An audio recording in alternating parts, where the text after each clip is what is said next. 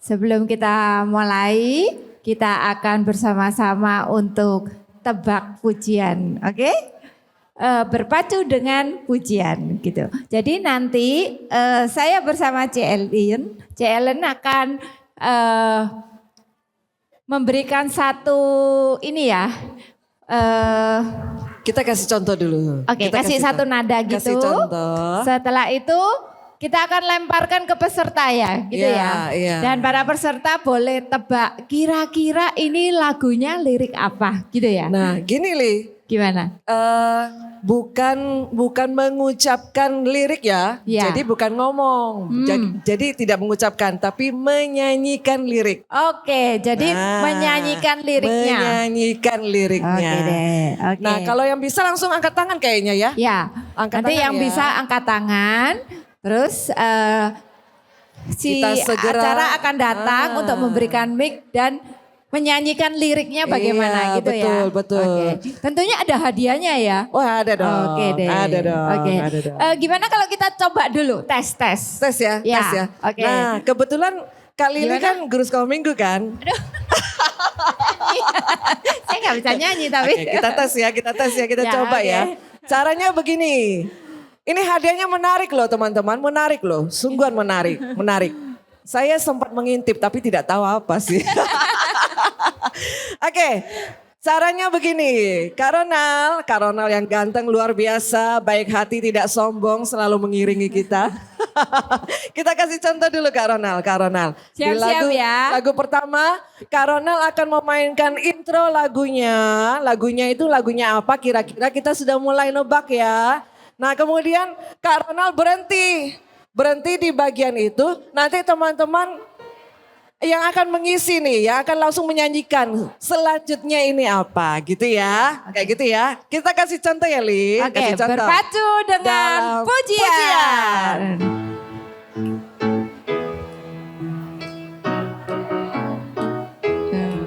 Apa ya ini? Kak Lili ngisi yang tebakan selanjutnya loh Kak. Ada yang tahu? Oke. Nyanyi. Tunggu, mic-nya mana ya? Tadi kan chorusnya Tolong ya. dong.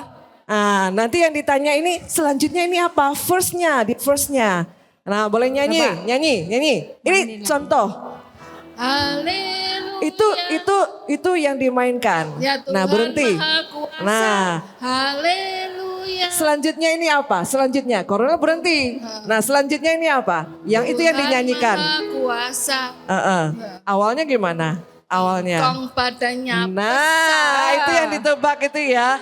Itu yang ditebak ya. Jadi selanjutnya itu apa? King Kong badannya besar gitu ya. Tapi aneh kakinya pendek. Tepuk tangan dulu. Tepuk Ini tangan baru dulu. contoh ya. baru Contoh. Ya. Kali ini nggak ada hadiah buat yang contoh ya. Belum, baru contoh. Ini kita perlu contoh lagi apa langsung mau dimulai? Sudah dapat, sudah paham? Paham ya. Saya yakin semuanya ini jago-jago nyanyi. Pintar-pintar nyanyi. Oke. Oke. Lagi Kak Ronas. Lagi. Berpacu dengan pujian.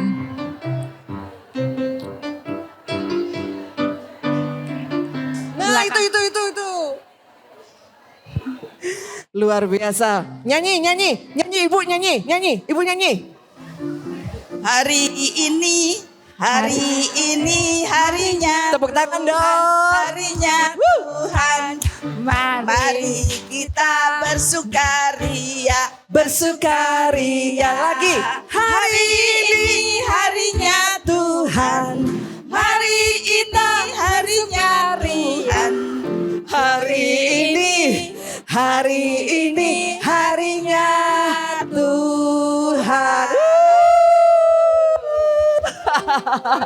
Boleh, sekarang kita masuk ke pertanyaan yang sesungguhnya. Oke. Ini masih contoh ternyata.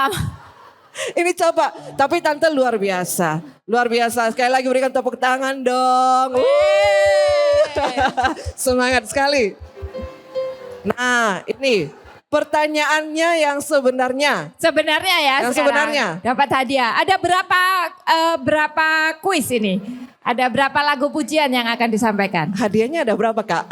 Tiga? Boleh? Tiga. Ya? Oke. Tiga ya. Oke, kita siap 100 lagu siap Kak. Oke deh. Oke, kita mulai. Dengerin ya. Ini Berpacu sesungguhnya. dalam pujian.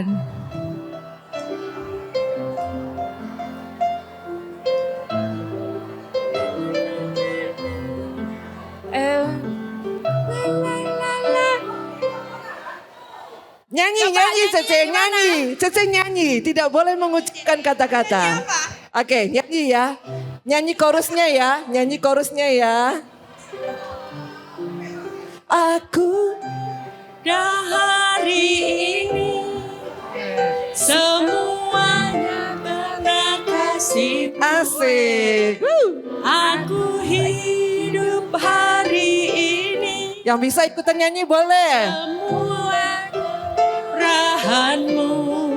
Terima kasih. Yesus, Engkau sangat baik. Lagi ya. baik Aku ada hari ini. Mantap. semua karena kasih-Mu. Yang sebelah sini. Aku hidup hari ini. Semua karena pemurahan-Mu. Terima kasih. Yesus, Engkau sangat baik. Teramat baik bagiku. Selamat Mbak Jen. Oke. Oh, itu sudah ada hadiahnya. Oke. Ya, oke. Luar biasa. Di Berikutnya lagu ya. kedua. Berpacu dalam pujian.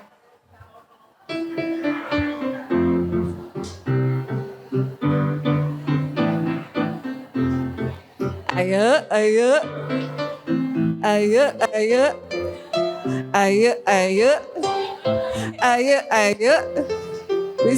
Oke, tunjuk tangan. Ada yang tunjuk tangan nih, boleh. Oke. Dari awal ya, Cece dari awal ya lagunya ya. Dari awal. Bukan benar. Dari awal, dari pertama.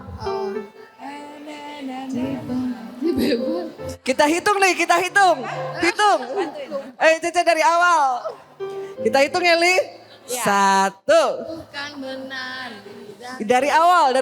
Lepaskan dibangkitkan. Iya, dari awal. Kasih yang begitu Yes. lebih kuat dari dosa.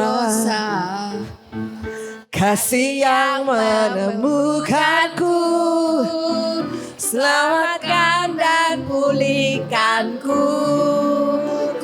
Ku naikkan syukurku, ku tak akan berhenti. Tepuk tangan yuk. Meninggikan namamu selalu menari, memuliakanmu. Saya ikut bingung. dibangkitkan. Kau beri dan kini hanya untukmu. Luar biasa suka nyanyi ya. Terakhir. Oke, terakhir. Oke, yang terakhir ya. Oke. Terakhir. Oke. Berpacu dalam pujian.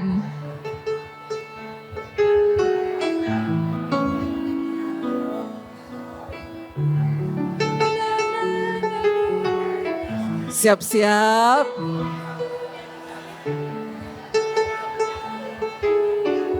Kok nggak ada yang angkat tangan ya, Li? Kok nggak ada yang angkat tangan ya, Li? Oh, sana. Belakang. Gimana, Li? Belakang. Gak ada yang angkat tangan, Li? Yang Oke, belakang. Mimi. Oke, dari awal ya, Mi. Dari awal.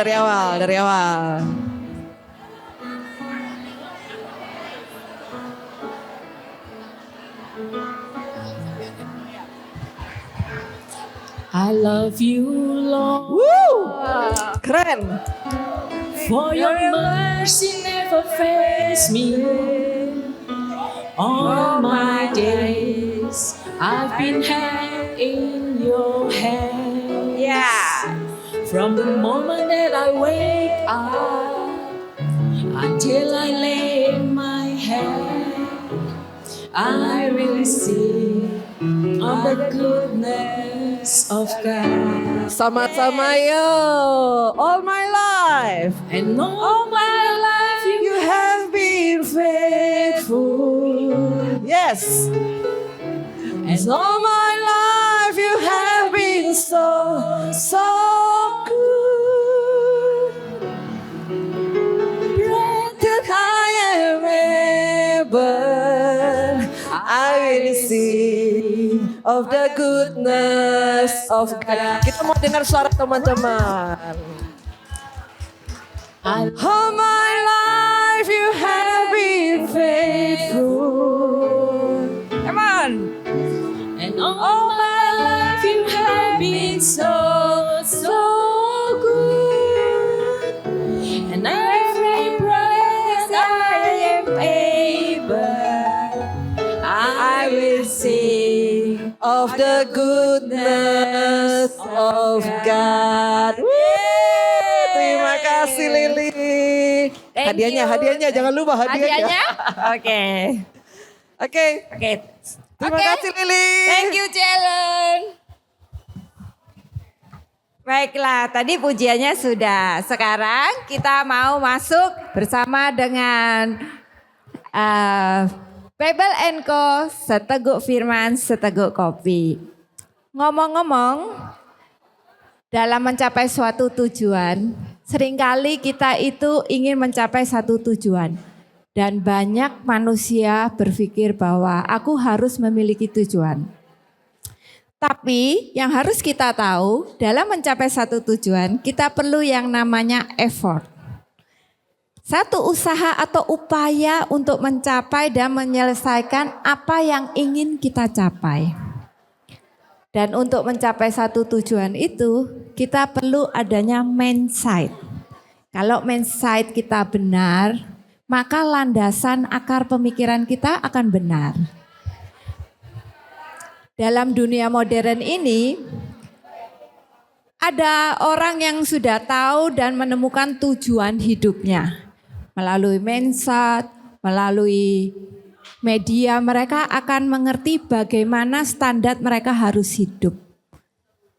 Dan mereka sudah menentukan nilai. Dengan standar ini aku akan mencapai suatu kebahagiaan. Tapi kenyataannya dengan berjalannya waktu banyak orang yang mengalami depresi karena apa yang ingin dicapai. Maka dari itu banyak sekali orang-orang mencari coach, mentor untuk mengetahui apa sih yang harus kita capai. Pernah enggak kita itu berpikir, kenapa sih kita hidup di dunia ini? Apa sih tujuannya? Dan bagaimana cara kita mencapai kebahagiaannya? Tanpa saya panjang lebarkan lagi, untuk menemukan jawaban ini, mari kita undang pastor kesayangan kita, Pak Andreas Raharjo.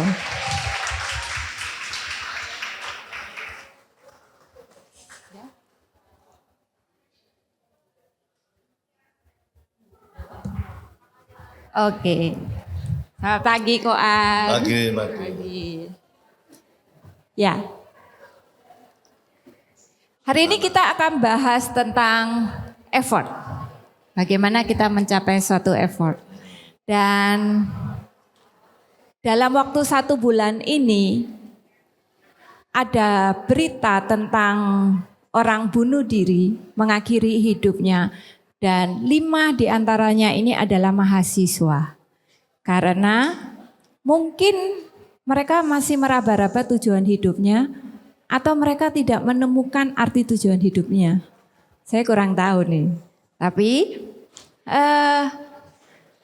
banyak kasus terakhir-akhir ini Koan, bahwa orang-orang depresi dengan apa yang ingin mereka capai.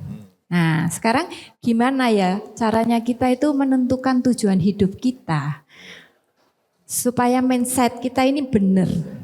Nah sehingga orang itu mempunyai identitas diri yang kuat untuk menjalani hidup. Nggak jadi FOMO.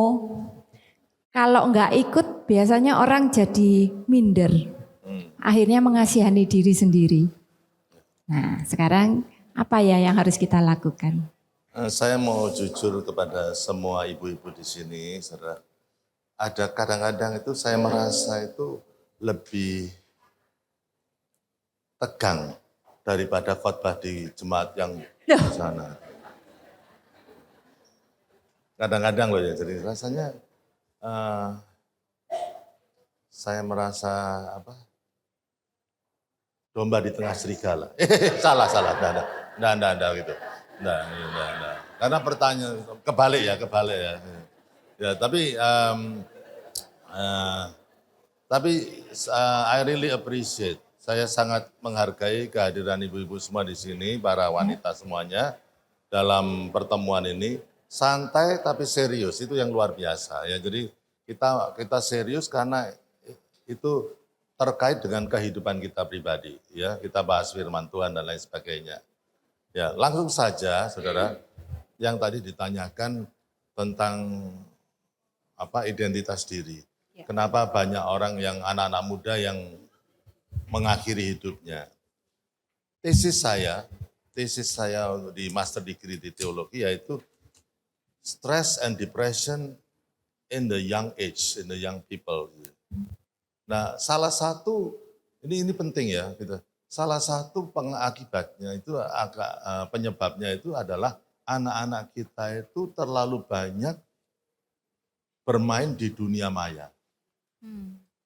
Bermain di dunia maya. Jadi pada waktu mereka itu dengan gadget mereka itu sepertinya mereka masuk ke dunia lain. Ya, jadi di dunia maya itu. Nah, pada waktunya mereka itu habis terperangkap di dunia maya itu, saudara, maka mereka itu sedikit waktu untuk menghadapi dunia nyata.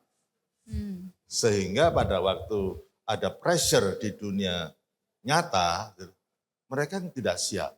Apalagi kalau mereka menghabiskan waktunya di video game dan lain sebagainya, itu adrenalin mereka terkuras habis. Adrenalin mereka terkuras habis. Ya. Jadi adrenalin itu penting untuk menghadapi threat. Adrenalin itu jangan dikeras gitu. Ya, adrenalin itu penting untuk menghadapi ancaman hidup. Adrenalin itu seperti kalau singa mau menerkam mangsanya itu adrenalinnya keluar. Dan itu perlu untuk menghadapi kenyataan hidup. Tapi kalau adrenalin itu keluar terus dalam video game, dalam permain-permain di dunia maya, maka pada waktu mereka harus mengeluarkan adrenalin dalam tekanan di dunia nyata, mereka tidak punya adrenalin itu. Dan itu menyebabkan depresi. Itu satu penyebabnya. Ya. Yang kedua adalah sebetulnya kekosongan dalam diri anak-anak kita sebetulnya. Ya, itu yang identitas diri yang seperti dikatakan Lili tadi benar. Saudara. Ya, kalau kita ini terhisap dengan dunia maya, maka tanpa kita sadari itu identitas kita itu agak ngaco sedikit. Saudara. Oke, misalkan gini. Instagram. Sebetulnya apa sih yang kita mau tunjukkan? Kurang jelas ya? Kurang keras. Kurang keras atau telinganya? Enggak. Ya. Pendeta kan enggak mau disalahkan. Oke. Gini ya. Kalau kita main Instagram, ya, kita menyatakan diri kita di Instagram, itu bagian yang mana yang akan kita nyatakan? That's not the real us. Yang sering kita posting itu adalah the wow side of our life. Ya. Sisi wow-nya gitu. Ya toh dalam itu. Padahal siapa diri kita itu sangat penting.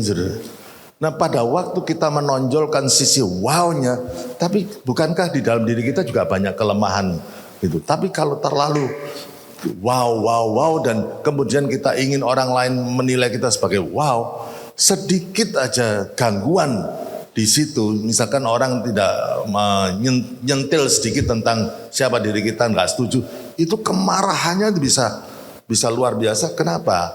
Identitas dirinya tidak matang. Kalau orang identitas dirinya matang dan if you know who you are, orang lain ngomong apapun, nah itu enggak apa-apa, saudara ya.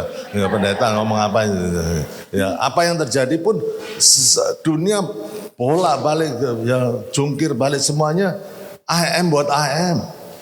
Rasul Paulus itu I am what I am by the grace of God. Itu luar biasa ya. Jadi itu ya terus mau diapain gitu. Nah, bahayanya itu di situ, Lili. Jadi akhirnya kita menjauh dari diri kita sendiri because we want to give the great impression to everybody in the world. Sedangkan orang itu kuat kalau punya komunitas seperti sekarang di sini, bisa sharing kelemahan masing-masing dan dikuatkan dengan doa masing-masing di dalam kelompok misalkan itu ya. Itu strength yang luar biasa untuk menghadapi dunia nyata. Ya. Ya itu kira-kira gitu ya. Jadi harus punya community yang benar. Komunitas yang benar. Tapi juga dasarnya nanti kita akan lari ke situ ya. Ya. Jadi mindset yang benar itu gimana kok? Mindset yang benar ya kalau untuk identitas diri itu kita ini siapakah diri kita itu bukan menurut apa kata orang lain, tapi kata firman Tuhan itu apa? Dan firman Tuhan itu luar biasa. Kita ini berharga di mata Tuhan. We are special in His sight. Alkitab juga mengatakan kita ini seperti biji matanya Tuhan. Nah biji mata itu kan sesuatu yang paling berharga dalam kehidupan kita. Betul nggak? Saudara boleh awut-awut rambut saya, enggak apa-apa. Saudara boleh cubit saya, enggak masalah. Tapi jangan sentuh biji mata saya. Itu. Tangan saya bisa reaksi langsung. Gitu loh saudara. Ya, kan, because it's a most valuable things. Nah itu yang dari situlah kita membentuk identitas diri kita. Kalau identitas diri kita itu keliru, semuanya jadi keliru. Nah, kita ingat pencobaan Tuhan Yesus di padang gurun, yang dicobai apa? Identitas dirinya. Ditanya kalau engkau anak Allah, rubahlah batu-batu ini jadi roti. Itu digoyangkan identitas. Kalau Tuhan Yesus mengatakan, lu nggak tahu ya siapa gua. Ini aku tunjukkan, aku bisa ngubah batu jadi roti. Saudara, dia jatuh dalam dosa gitu. Karena dia ingin prove himself. Sebetulnya kita semuanya berharga and we have nothing to prove to anybody that we are special because we are special in God's eyes. Ya. Amin, saudara. Saudara berharga semuanya di dalam mata Tuhan. Dari situ dulu, saudara. Baru nanti kita akan ada komunitas orang percaya lebih menguatkan lagi, lebih mantap lagi, saudara. Itu kira-kira. Iya kurang sini ya. Iya itu. Oke. Ya, makanya saya itu deg-degan kalau sama ibu-ibu itu. Kalau saya di sini kayak gini nih kalau di jemaat itu enggak dikritik tapi di sini ya ngerti ya wis.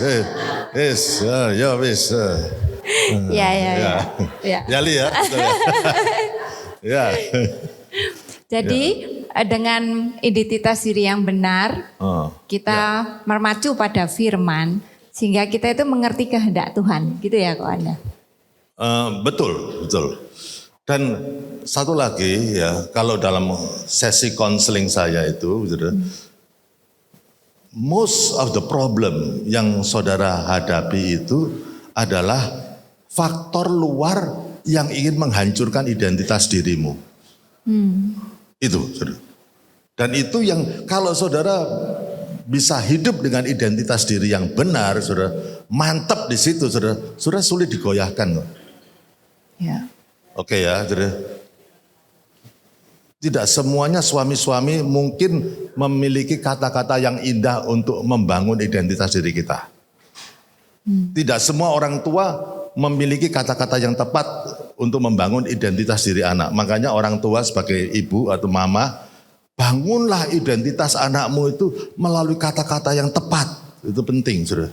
Kita pernah mengadakan children's camp. Dan di dalam children's camp itu 80% itu menangis anak-anak itu untuk kalangan lupa saya, mungkin Suling bisa tahu itu beberapa tahun yang lalu.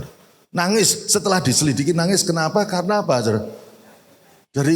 Dari yang menangis itu kira-kira lebih dari 50% karena orang tuanya ngomong kamu goblok. Pertama kali goblok, anak itu akan menentang kata-kata orang tuanya. Ya.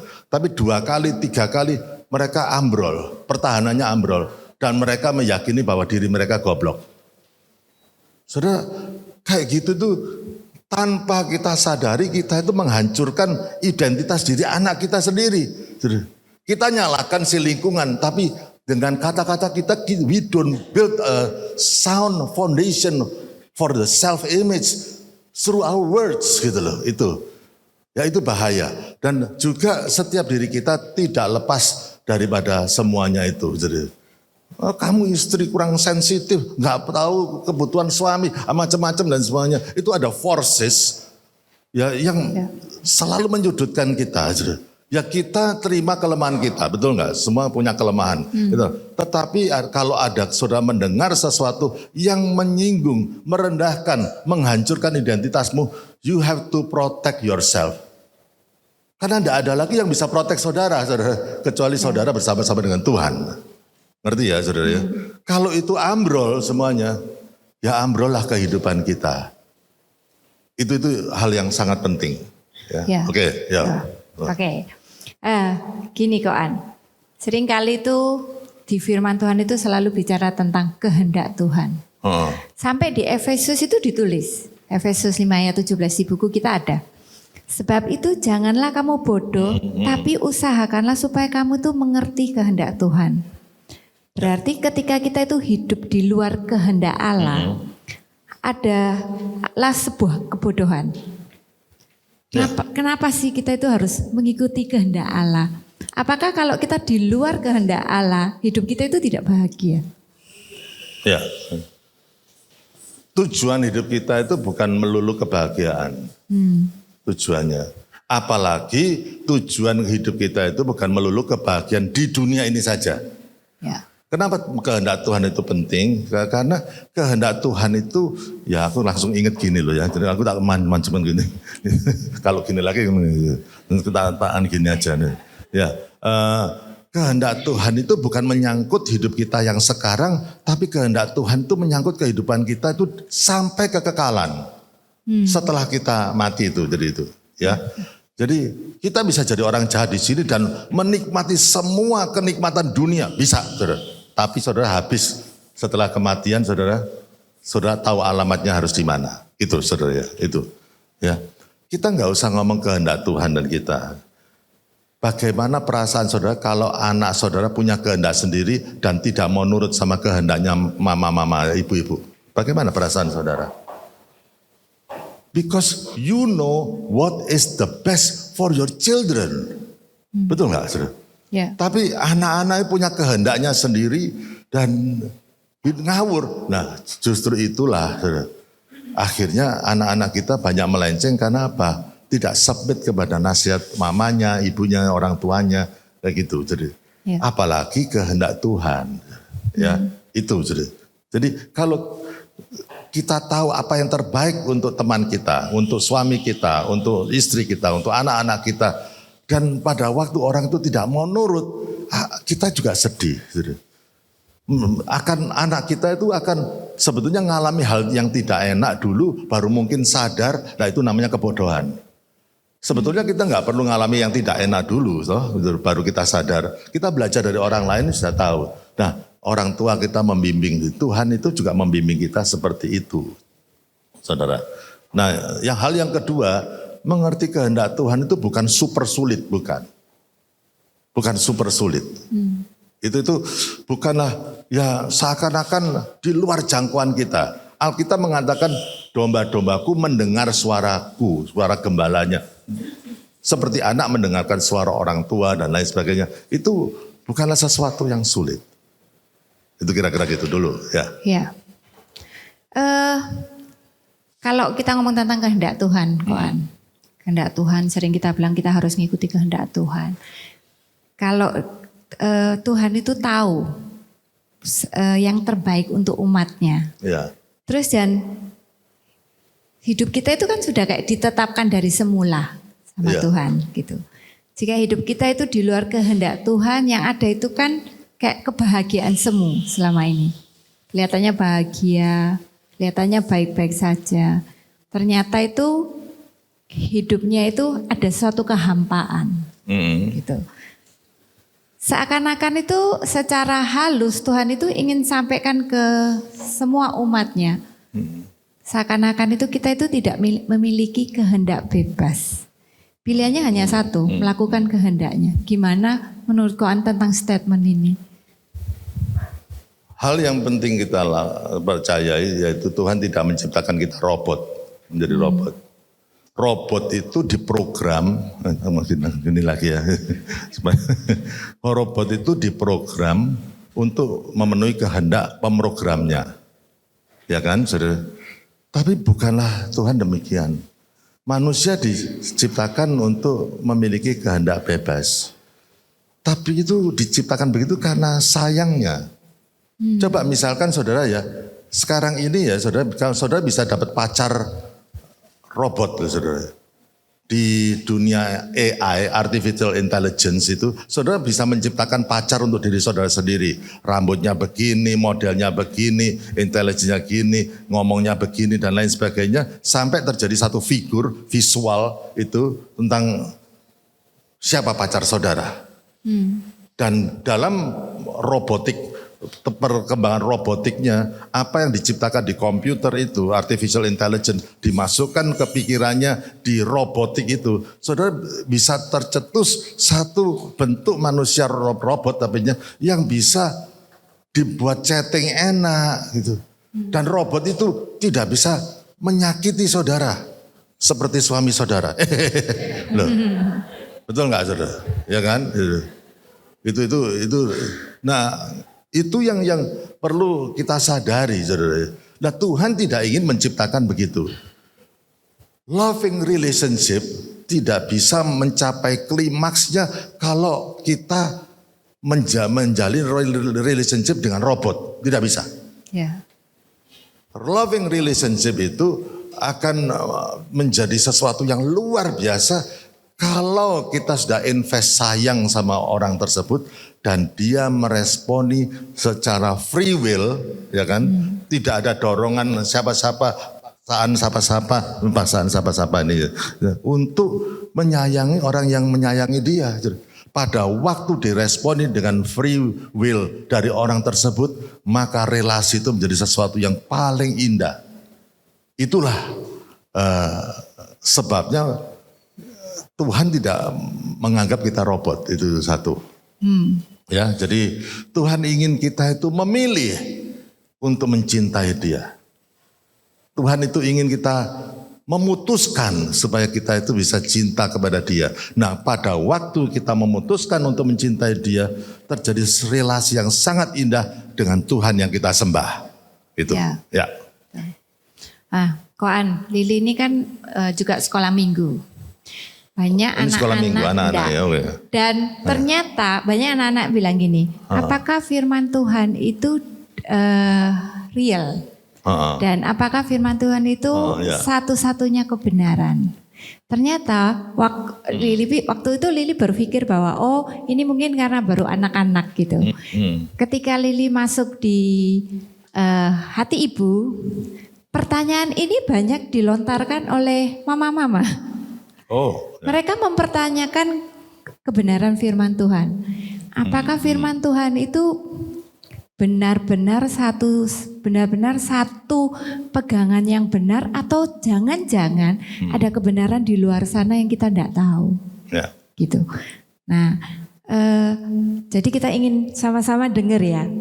Kenapa Koan itu memilih bahwa yakin bahwa firman Tuhan itu adalah kebenaran dalam hidupnya. Kenapa nggak milih Alkitab di luar sana?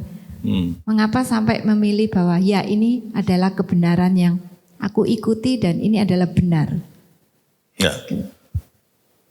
Itu pertanyaan penting dan sangat teologis ya toh, untuk mengetahui bahwa apakah firman Tuhan yang kita miliki ini adalah firman Tuhan. Kalau semangat saya kok bisa gini ya. Adalah firman Tuhan yang kita anggap sebagai kebenaran dari kata-kata Tuhan sendiri. Ya kan, saudara, tidak bisa dipungkiri bahwa firman Tuhan itu adalah salah satu source yang paling penting dalam untuk mengetahui kehendak Tuhan. Itu kita tidak bisa memungkiri untuk hal itu. Ya, itu penting ya. Tapi kenapa tadi seperti pertanyaan tadi?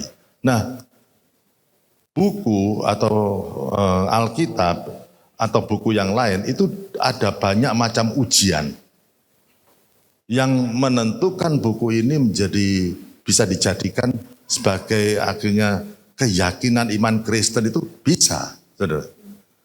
Yaitu ada ujian-ujiannya. Yang pertama adalah diuji dari sisi inspirasinya. Yang menulis itu berapa orang ya? 100 berapa?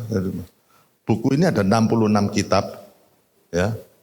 Yang menulis itu lebih dari 100 orang gitu, yang menyumbang tulisan itu. Dan yang menulis itu ada orang level atas, ada orang yang paling level bawah seperti nelayan-nelayan itu. Petrus itu nelayan.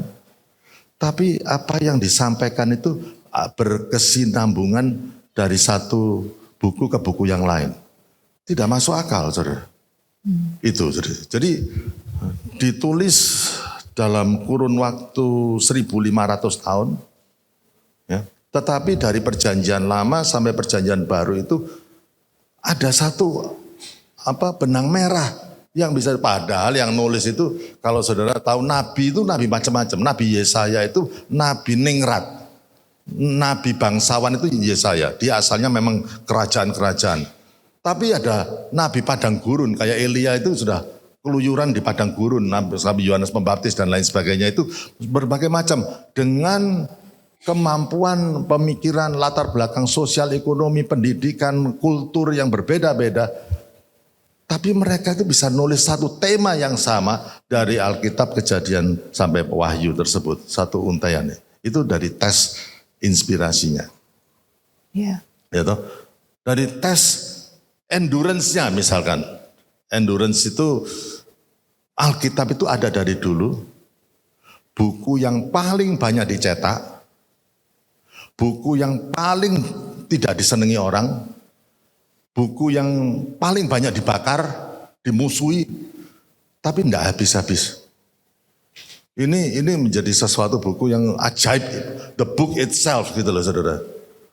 Dan tidak pernah ada orang-orang yang mau memunahkan Alkitab, tapi tidak bisa punah. Jadi ada endurance-nya gitu ya. Tadi apa lagi? Dari kuasa di dalam buku ini. Berapa juta orang yang hidupnya dipulihkan melalui buku yang satu ini. Berapa keluarga yang mau hancur dipulihkan oleh buku ini. Berapa orang yang hidupnya berantakan kemudian direstorasi kalau menuruti aturan dari buku ini. Itu luar biasa, saudara. Jadi ada ujian-ujiannya. Belum lagi masalah dari sisi historiknya. Kita misalkan kita percaya Tuhan Yesus gitu ya. Nah, saya sudah 4-5 kali ke Israel dan lain sebagainya. Kita tahu bahwa sebetulnya kita ngomong Tuhan Yesus, sebetulnya itu ada historinya. Tempat lahirnya ada. Gitu. Terus pelayannya di mana? Kita tahu di daerahnya, dia mati di kayu salib di daerah mana, tahu semuanya. Pada waktu bangkit ada saksi matanya, pada waktu dia naik ke surga ada saksi sejarah di situ. Jadi semua itu can be proven ya, dalam sejarah itu sama. Dari sisi segala macam itu sudah bisa diuji dan dinyatakan buku ini beda dengan buku-buku yang lain. Belum lagi nubuatan perjanjian lama yang digenapi di perjanjian baru. Itu nggak masuk akal, saudara. Ditulis oleh berbagai orang di perjanjian lama dengan misalkan itu. Kan itu ribuan tahun. Misalkan Raja Daud ngomong di Mazmur 223 mengatakan Tuhan adalah gembalaku, takkan kekurangan aku. Ternyata di perjanjian baru disebutkan juga memenuhi nubuatan itu bahwa Tuhan adalah gembala dan kita ada domba-dombanya. Sama itu dari mana si Daud itu dapat pewahyuan seperti itu. Bagaimana Daniel dapat mendapat pewahyuan tentang akhir zaman yang sekarang ini kita sekarang alami semuanya. Apalagi kalau kita belajar Yehezkiel, Yesaya, itu banyak sekarang hari-hari ini perang Israel dan Hamas dan Hizbullah, semuanya itu banyak pendeta-pendeta mengutip dari Yehezkiel dan lain sebagainya, nubuatan-nubuatan Yehezkiel yang diyakini akan terjadi pada hari-hari. Jadi ada banyak, dan itu disebut kanonisasi. Jadi Alkitab itu ditulis ya dari waktu ke waktu ya sehingga akhirnya dikumpulkan kitab-kitab itu ya.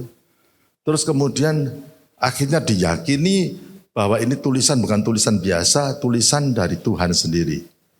Itu buku-buku itu, ya kan? Itu kalau perjanjian lama kanonisasi itu namanya kanonisasi itu sudah selesai sebelum perjanjian baru sudah diabsahkan. Ini tidak bisa dikurangi, tidak bisa ditambah. Inilah firman Tuhan. Ya ini berdasarkan pengujian-pengujian dalam berbagai hal tadi, Saudara. Tapi pada waktu perjanjian baru itu juga berusaha untuk ditempatkan kejadian-kejadian itu dan disebutkan dari Matius, Markus sampai ke abad kurang lebih abad keempat. Dan setelah itu ditutup, diyakini bahwa setelah ini sudah lengkap dan tidak boleh lagi ada penambahan buku atau apapun juga. Itu. Dan akhirnya kita punya Alkitab kita dan kita bisa yakini sebagai firman Tuhan. Itu. Yes. Itu pelajaran tersendiri. Di sekolah Alkitab itu pelajaran 1 semester, saudara. Untuk meyakinkan para calon pendeta ini bahwa Alkitab yang kita pegang itu benar-benar firman Tuhan. Diyakini betul-betul. Karena ya kalau kita jadi hamba Tuhan tidak yakin Alkitab, buyar gerejanya. Saudara. Keyakinan saya bukanlah karisma yang Tuhan berikan pada saya. My trust, my belief itu adalah firman Tuhan. Karena itu. Nah terus bagaimana bisa membawa jemaat itu kepada kehendak Tuhan? Tidak lain supaya mereka berjalan sesuai dengan firman-Nya. Ya. Yang saya yakini Alkitab itu sebagai yang tertulis itu di dalamnya itu ada inspirasi Roh Kudus yang bisa mengubah kehidupan seseorang, membawa orang itu ke jalan yang benar. Nah itu kira-kira gitu. Ya. Semoga saudara agak ngerti sedikit ya. Saya pelan-pelan tadi. Ya. Oke, saya buka pertanyaan dulu. Ada yang ingin bertanya? Mungkin dari sisi sini? Oke. Kalau ada pertanyaan saya akan jawab. Kalau tidak ada, kalau saya tidak bisa jawab, istri saya akan jawab. Kalau istri saya tidak bisa jawab, Dewi saya suruh jawab. Oke. Ya.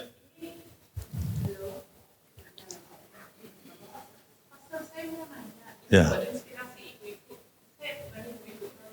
Oh ya. Ya.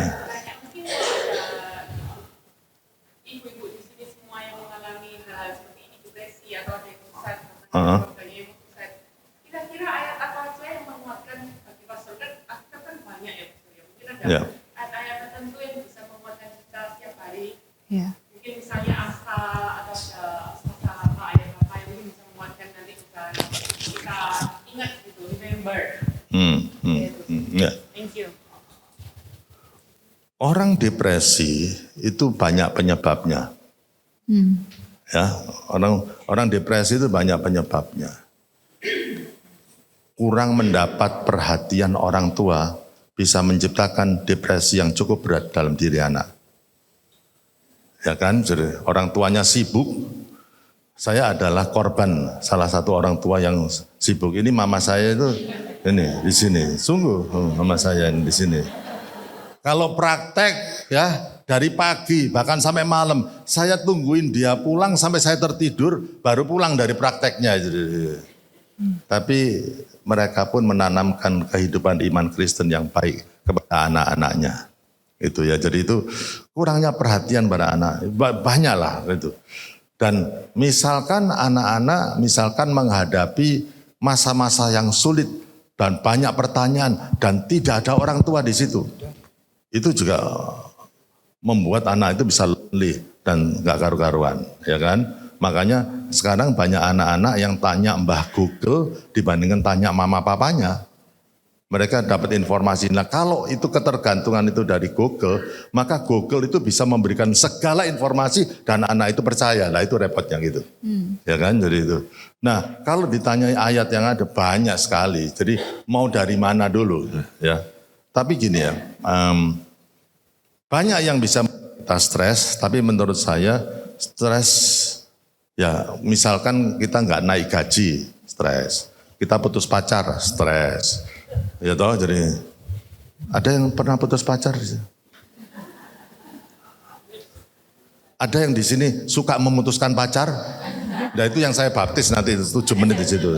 Ya kan? Jadi ada loh ibu-ibu wanita yang hobinya memutuskan pacar, ada. Tapi ya enggak di sini. Ya. Ada banyak yang bisa membuat kita stres, tapi yang paling membuat kita stres kalau hidup kita tidak sejalan dengan kehendak Tuhan itu paling stres. Kita bisa dapat uang banyak, hati kosong. Kita bisa jadi orang yang tenar, tapi hati kita kosong. Itu stres yang paling besar. Ya, makanya saya ngambil stress and depression in the young people, itu begitu.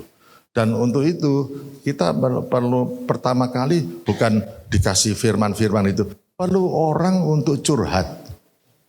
Perlu teman untuk bisa mencurahkan pergumulannya apa. Dan teman itu harus tahu apa yang dia harus kerjakan untuk mengangkat temannya ini.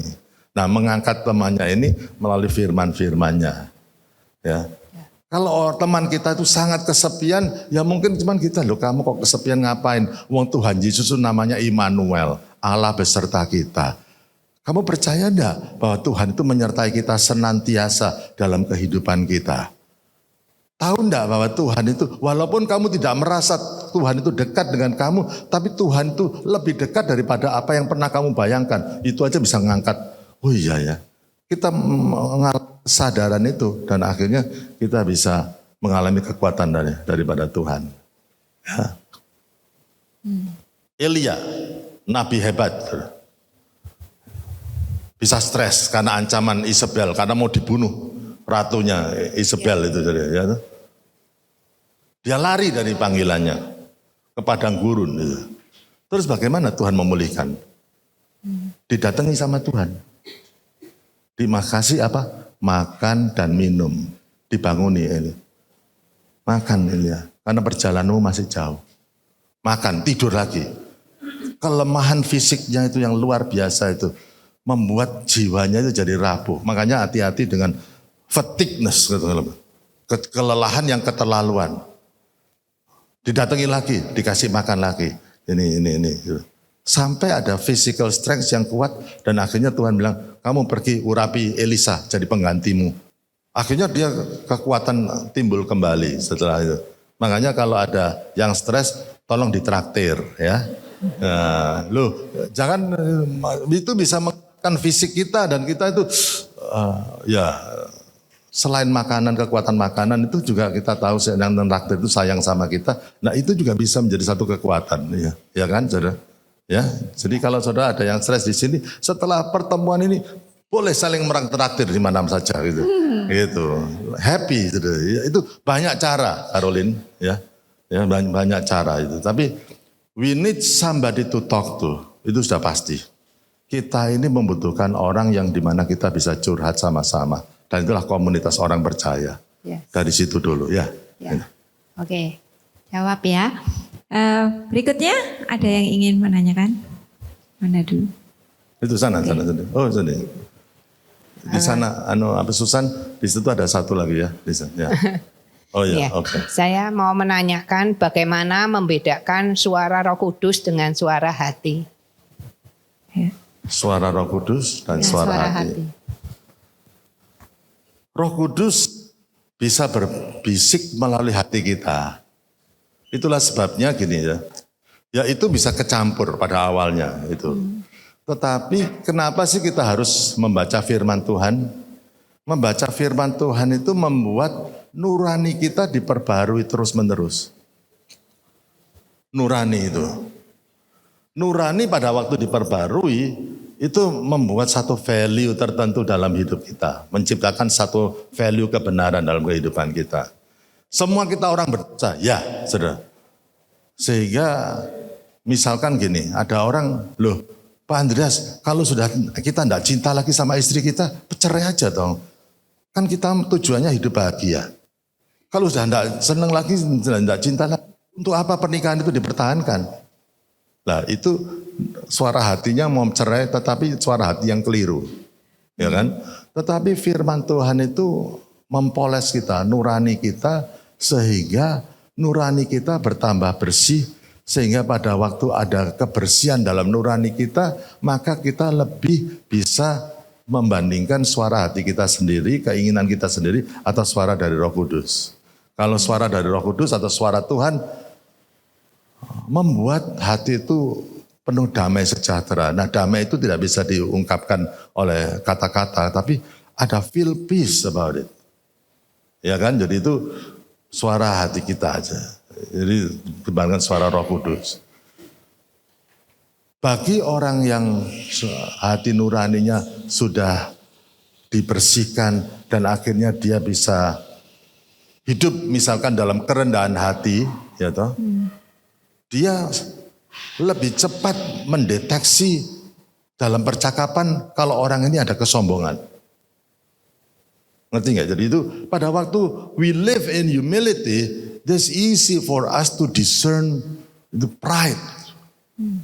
Pada waktu Tuhan membasuh hati nurani kita sehingga kita menjadi orang yang hidup dalam kekudusan, mudah bagi kita untuk membedakan percakapan ini terlalu sensual. Gak benar ini. Ngerti gak? Jadi langsung kita ada alarm sistemnya. Sehingga itu dari mana? Dari pembentukan hati nurani itu. Tidak ada quick fix. Jadi tidak ada quick fix itu quick fix itu yang tepatnya apa ya? Quick cepat ya, penyelesaian yang cepat. Jalan pintas. Siapa itu yang ngomong jalan pintas? Ya, 110 untuk regu A, gitu. Ya, jalan pintas untuk hal ini. Ya, shortcut. Dan itulah perjalanan bersama-sama dengan Tuhan, di mana firman itu akan menyucikan kita, membasuh kita supaya hati nurani kita ini makin lama makin peka sama suara Tuhan. Pertanyaan yang bagus sekali, tapi tidak ada quick fix pintas dari situ. Oke, jadi ya oke. Yang lain tadi itu Tanya ada. berikutnya. Oh itu tadi itu. Sebentar ya Caroline ya, sebentar ya. Sabar itu buah roh. Shalom Pak. Ya. Dalam mengikut Kristus, kita diajar untuk berbuah. Salah satu buah yang perlu kita kembangkan yaitu menyatakan kasih Kristus. Apakah berbuat baik itu sama dengan berbuah? Gimana dengan orang yang di luar Kristus? Bukankah mereka berbuat baik juga?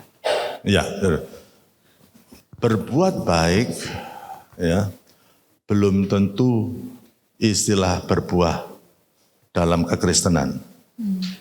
Tapi berbuah pasti berbuat baik. Ya, orang memberi belum tentu karena kasih, tapi kasih selalu memberi. Ya kan itu gitu. Ya perbuatan baik itu ada orang yang percaya perbuatan baik itu kayak Tuhan. Tapi itu hanya perwujudan dari apa yang terjadi dalam hati kita. Mereka kalau kita mempertuhankan perbuatan baik, kita pikir dengan berbuat baik kita bisa mendapat apa saja di dunia ini. Termasuk keselamatan kita dan kita tidak masuk neraka. Itu orang yang mengilahkan good deeds, satu perbuatan baik itu. Tetapi dalam kekristenan tidak begitu. Kita dituntut untuk berbuah dan kalau kita berbuah itu dengan sendirinya keluar dari diri kita perbuatan baik, yang perbuatan baik itu asalnya dari dalam hati kita.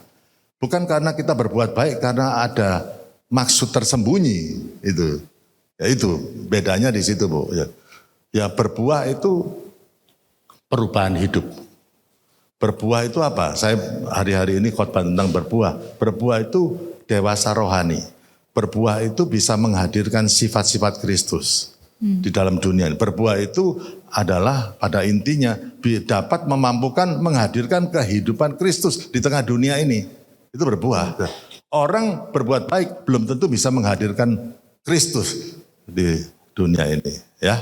Itu berbuah menurut iman kekristenan. Oke. Nah, satu lagi di sana tadi itulah apa? Ada pertanyaan Yang di lagi? sebelah sana ya itu. Ya. Biasanya kalau pertanyaan dari jauh itu yang sulit-sulit itu.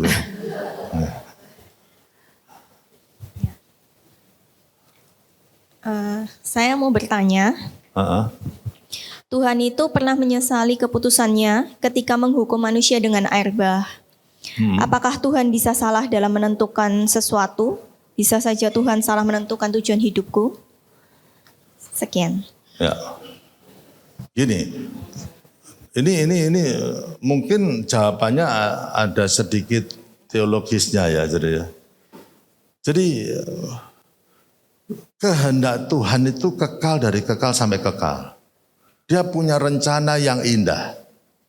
Itu dalam kehidupan manusia, ya kan? Tapi kita harus ingat dia tidak menciptakan manusia kayak robot. Gitu. Manusia sanggup memilih gitu. Apakah dia sanggup menciptakan manusia kayak robot dan selalu menuruti kehendaknya? Bisa? Bisa. Ya, tetapi dia tidak menciptakan manusia seperti robot. Dan sering kali manusia itu berontak kepada Tuhan. Sehingga kalau dia menyesal dalam hidupnya itu bukan karena kehendaknya keliru atau bagaimana, tetapi kayak kenapa sih kamu gak nurut? Kenapa? Padahal itu adalah kehendak yang terbaik bagi dirimu sendiri. Ya. Tuhannya tidak berubah, saudara ya. Tetapi kayak menyesal itu bukan karena kehendak Tuhannya yang keliru, yang melenceng dan lain sebagainya. Tapi karena pemberontakan manusia dan karena ada dosa yang tinggal dalam diri manusia itu menyebabkan manusia itu berontak kepada Tuhan. Dan itu sepertinya Tuhan menyesal. Tapi ya itulah hati Tuhan itu ya.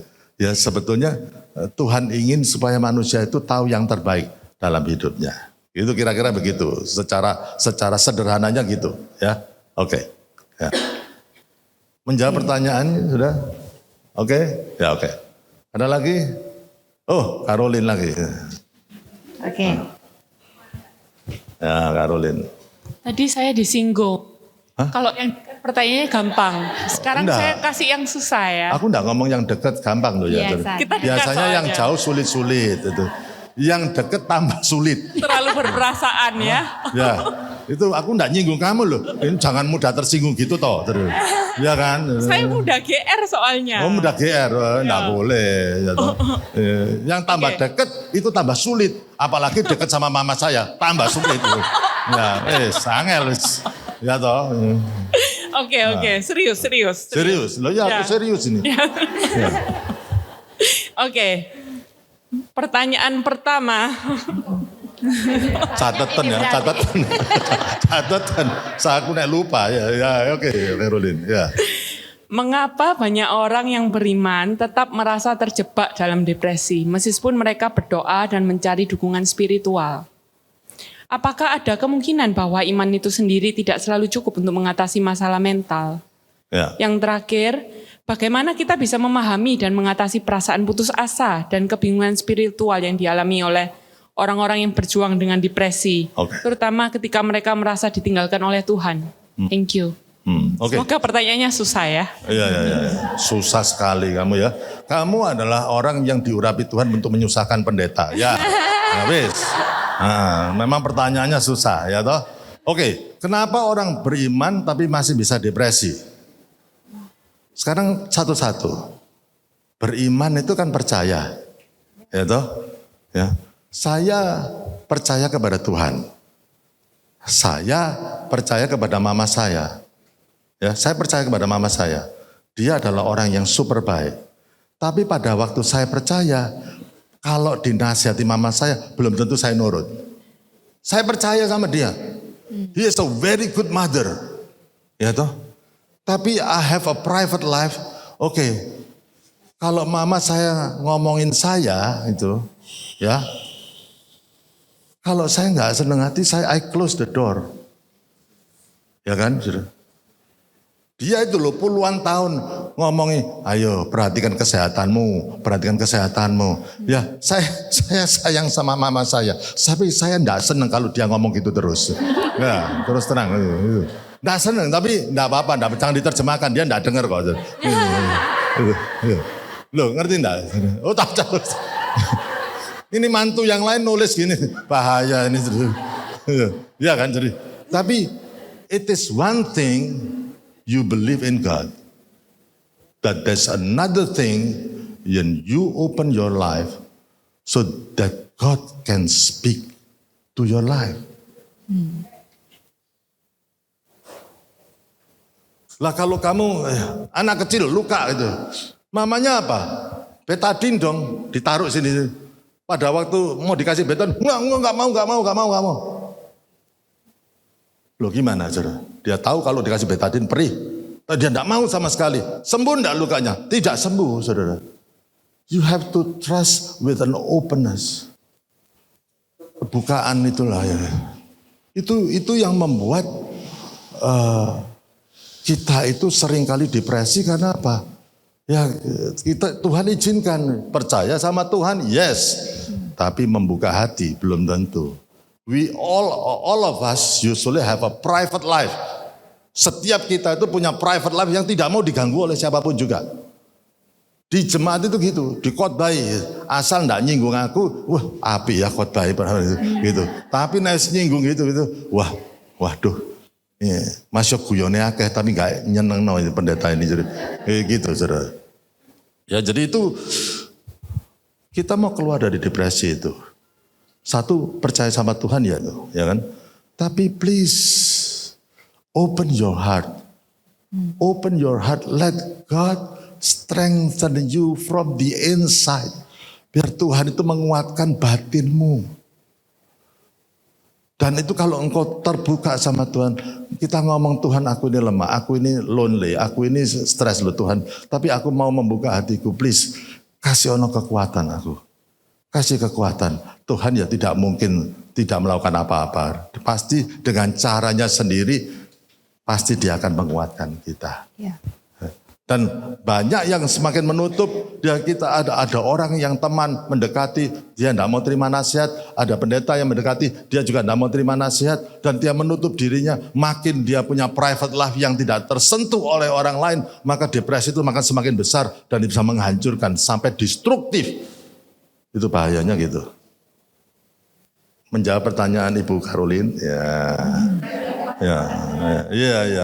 wangel ini gimana? Nah, pertanyaannya susah nih. Hah? Iya.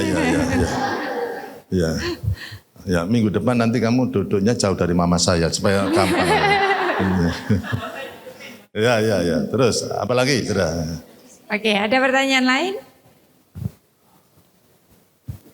Belakang.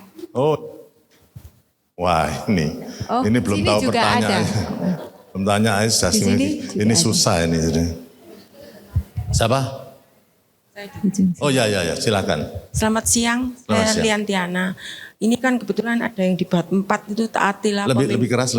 Kebetulan yang di nomor 4 itu adalah taatilah pemimpinmu. Ya. Nah, saya kadang-kadang di dalam keseharian itu rancu antara saya takut kalau misalnya seperti Maryam sama Musa itu.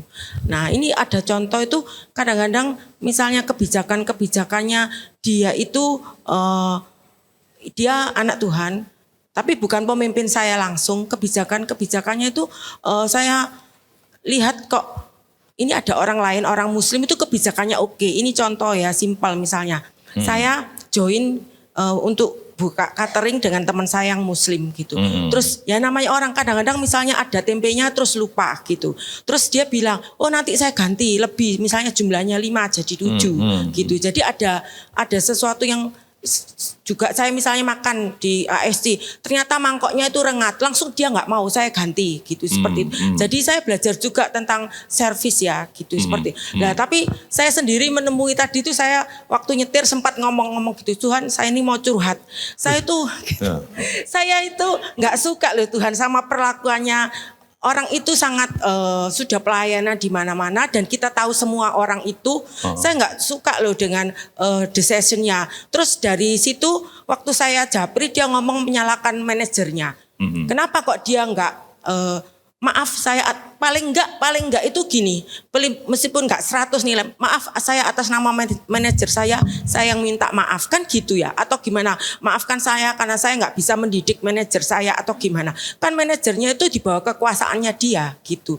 Ya dari situ lah saya nih, ya apa Tuhan enaknya tak bilangi atau saya diem aja. Kebenaran itu kan kadang-kadang perlu diomongkan meskipun daripada dirasain ya juga diomong-omongkan, dia juga nggak tahu salahnya lah. Menurut Ko Andreas itu enaknya gimana atau dibiarin aja? Ya, terima kasih. Ya, dan nomor 4 ini adalah menundukkan diri kepada pemimpin ya. Salah satu kehendak Tuhan itu ya mengikuti nasihat dari pemimpin rohani saudara. Tetapi gini ya, pemimpin is manusia. Pemimpin bisa salah. Itulah sebabnya kalau saya menasihati bilang, menurut saya ini begini-begini, sebaiknya begini-begini. Tapi kamu harus cek konteksnya dengan kehidupanmu bagaimana. Ya, ini this is my advice. Tapi kamu tanya Tuhan gimana. Ya, jadi itu contoh. Saya itu dulu terpanggil untuk menjadi pendeta. Ya, pada waktu itu saya masih kuliah teknik sipil. Saya ngomong sama Pak Yeremia Harim, bagaimana? Saya langsung aja sekolah Alkitab. Pak Yeremia Harim bilang tidak boleh. Kamu selesaikan dulu sekolah teknik sipilnya, baru kamu sekolah Alkitab. Tapi karena panggilan itu begitu mendidih, semangat, saya mau meninggalkan segala sesuatu untuk sekolah Alkitab. Tapi nggak boleh. Tapi saya nurut. Ternyata saya baru tahu manfaatnya semuanya itu ya. Jadi submission to the leaders itu penting juga. Tetapi kita juga harus punya discernment, membedakan juga. Karena masalahnya pemimpin juga manusia. Dan kadang-kadang ada pepatah yang mengatakan gini, ikutilah pemimpin itu mengikuti Tuhan.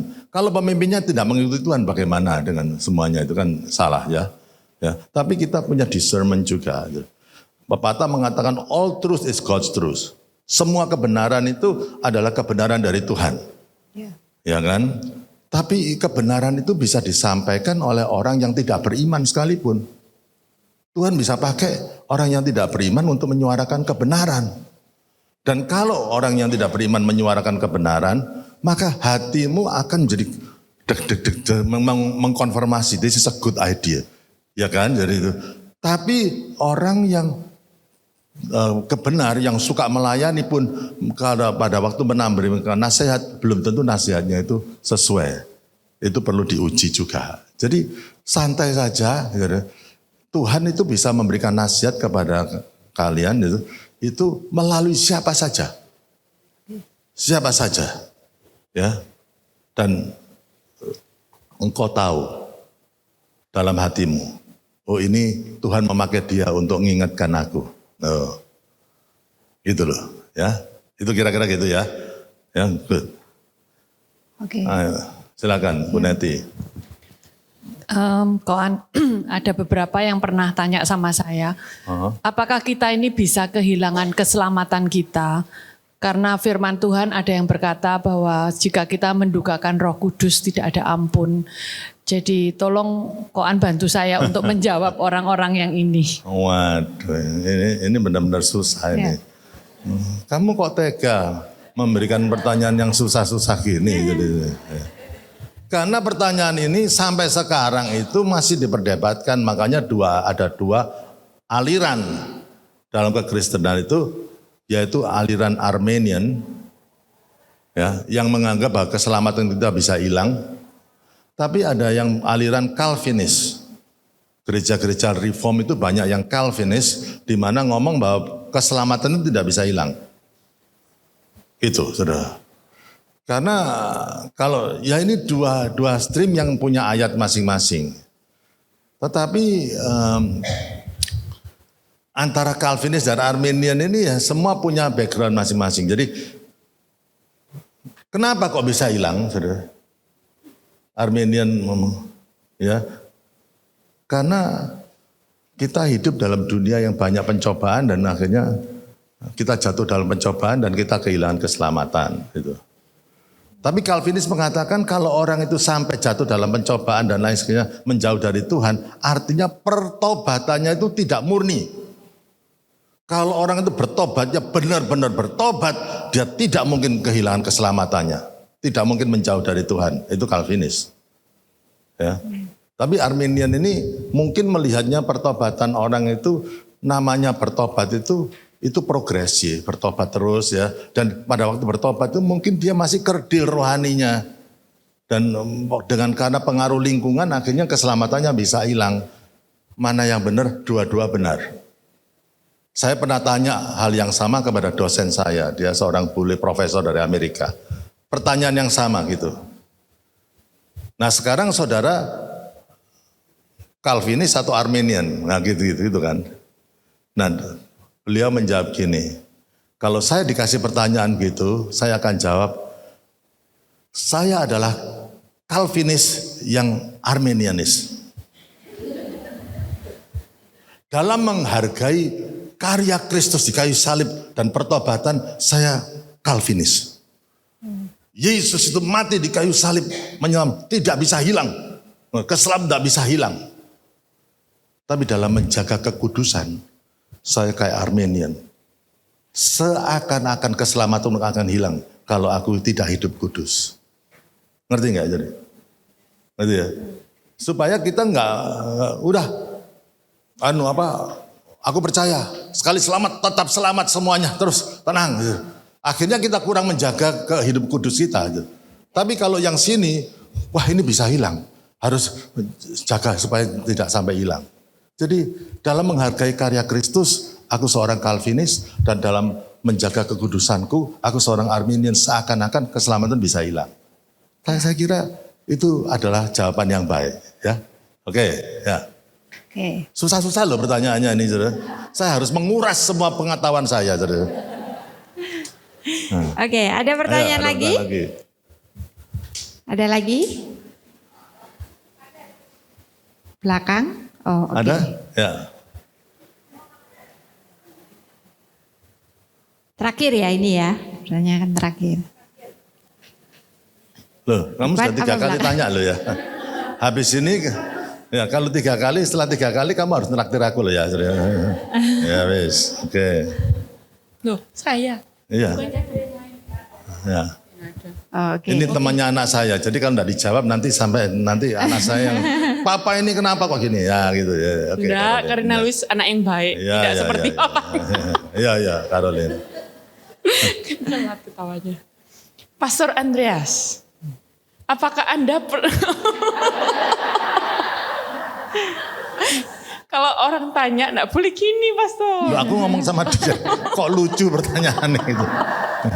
Ya, dong, jadi, serius. Iya, serius. Apakah Anda pernah mengalami depresi? Jika ya, bagaimana cara Anda menghadapinya, terutama saat itu sangat sulit? Selain membaca Alkitab, firman Tuhan, dan berbicara dengan orang terdekat, metode lain apa yang membantu Pastor Andreas untuk bangkit? Jelas saya pernah depresi. Jelas saya pernah stres. Jangan dibuka. Kalau ditanyai terus-terus begini, saya bisa stres saya. Loh, saya bilang jangan dihubung-hubungkan sama Caroline. Ada embel-embel. Tolong jangan dihubung-hubungkan jawabannya dengan Caroline Novidiata Novo. Saya enggak hubungkan dengan Caroline itu. Saya cuman kalau ditanyai terus ini pertanyaan terakhir oke lah, enggak apa-apa. Gitu. Ya, enggak ini guyonan aja. Saya tidak pernah stres di sini, angkat tangan. Tidak mungkin, saudara. Semua orang pernah stres. Tapi how you handle stress is more important. Ya, ini itu. How to manage your stress is important. Dan setiap orang punya cara escape masing-masing, ya toh. Ya tentunya escape-nya itu lari ke Tuhan itu memang benar. Tetapi ada hal-hal yang bisa membuat kita rileks sejenak, ya toh. Itu. Kalau saya mungkin makan. Walaupun saya ada alergi, ya saya alergi makanan tidak enak. Ya toh. Tapi apa yang kamu kirim ke rumahku tak makan semua kok Caroline. Enak-enak luar biasa. Habis. Gitu ya. Ya, jangan diceritakan di sini. Ya itu ya. Jadi setiap orang punya. Kadang-kadang ada orang yang stres cari kawan, hangout sama-sama, bisa curhat sama-sama. Ada orang yang tidak suka itu, menyendiri, lebih tenang, lebih reducing stress. Ada orang yang baca buku. Ya, saya pernah tanya turis di Bali, saudara. Kenapa sih kamu itu kok? Apa kamu tidak jalan di Bali ini? Cuman by the side of the pool, di sana ada pantai dan kamu baca terus. Loh, baca kan kapan saja bisa. Tapi kalau kamu mungkin main di pantai, renang di swimming pool. Saya pernah tanya loh bule seperti itu. Dia ngomong, this is refreshing for me. Reading. Loh, ya kalau gitu ya very good lah. Gitu. Enak tuh. Dia menikmati hotelnya, dia menikmati pantainya. Itu sudah menjadi satu refreshing. Ya itu bagi orang dia. Kalau saya terus di situ, ya, saya tambah stres. Tapi kalau saya keluar main golf, wih, itu refreshing. Kenapa kok refreshing? Saya mukul bola, saya bayangkan jemaat yang nyebelin, saya gitu. Wih, lego rasanya gitu. Lego rasanya gitu. Jangan guyu. Itu loh aku diguyu tuh sama. Ya, oke gitu. Tapi beda-beda. Find the way to escape from it. Tentunya ya ada yang temporary, nonton, tapi kembali lagi kamu mendekat kepada Tuhan. Tuhan akan memberikan kekuatan kepada kita. Tapi tiap orang itu beda-beda loh, saudara. Sangat beda-beda. Ya, tidak semua. Ya, kalau istri saya lepas, saudara, ya kan, saudara. Saya kalau agak stres, diajak makan sama siapa? Makin banyak orangnya satu kampung itu makin stres. Kalau dia makin stres, gitu. Ya kan dia beda-beda, ya gitu ya. Oke. Hah? Boleh enggak? Waktunya boleh enggak? Waktunya sudah habis. Waktunya sudah habis, tapi oke. Iya, bukan pertanyaan. Iya, oke. Ya. Bisa olahraga lari, teknik healing, experience juga bagus. Ya, tapi tetap golf nomor 1. Ya, karena orang pemain golf itu masuk surga. Mazmur 23, Tuhan adalah gembalaku, ia membimbing aku ke air yang tenang dan rumput yang hijau. Itu apa kalau enggak golf? Ya, toh? Ya, minum. Ya itu. Nah, yang minum Cleo, benar. Ya. Terus saya pada waktu jokes di khotbah itu, setelah saya khotbah begitu, ada jemaat yang serius. Pak Andreas, saya masuk surga enggak? Loh kenapa? Saya enggak bisa golf. Katanya yang golf saja yang masuk surga. Oh jelas bisa masuk surga sama. Loh kok bisa? Katanya pegolf saja yang masuk surga. Jelas kamu bisa masuk surga. Gimana caranya? Kamu jadi kediku. Masuk surga, ya toh. Kan sama jalan di padang rumput yang hijau. Nah, ya gitu. Oke, ada lagi? Oke, sudah. Waktunya kita habis ya. Padahal masih ada beberapa yang ingin menanyakan. Loh, ya Tuti, ada pertanyaan Tuti. Ya, jangan susah-susah ya Tuti ya. Soalnya minggu depan saya ada janjian untuk driving sama ini. Ya, Oke. Koan sebagai kata penutup, kesimpulan nih, kira-kira gimana? Ya, bagi saya ya, tempat yang paling aman, yaitu kita hidup di dalam kehendak Tuhan. Itu tempat yang paling aman. Gitu. Dan pada waktu kita berjalan menurut kehendak Tuhan, kita bukan berarti kita tidak bisa mengalami tantangan, pencobaan dan lain sebagainya. Tapi Tuhan bisa mengubah hal yang jelek bisa baik kalau kita tetap dalam kehendak Tuhan. Ya toh? Tetapi kalau kita di luar kehendak Tuhan, tidak ada garansi. Tidak ada jaminan. Ada orang yang cari dengan kekuatan sendiri tempat yang paling aman di dunia. Dan akhirnya dia temukan tempat yang paling aman di dunia. Yaitu di Argentina, yaitu Malvinas. Dia pindah ke sana semua. Dan terus akhirnya apa saudara? Ada perang dengan Inggris. Kita tidak ada tempat yang paling aman. Ya. Tempat yang paling aman adalah di dalam kehendak Tuhan. Ya itu aja. Oke, kita tepuk tangan buat Andreas. Thank you, Koan. Thank you. You have been a good audience. God bless you all ya. Oke. Ya. Pertanyaan yang lain tanyakan pada istri saya dah. Sudah. Tanyakan pada Caroline juga. Yang penting minum Cleo. Oke.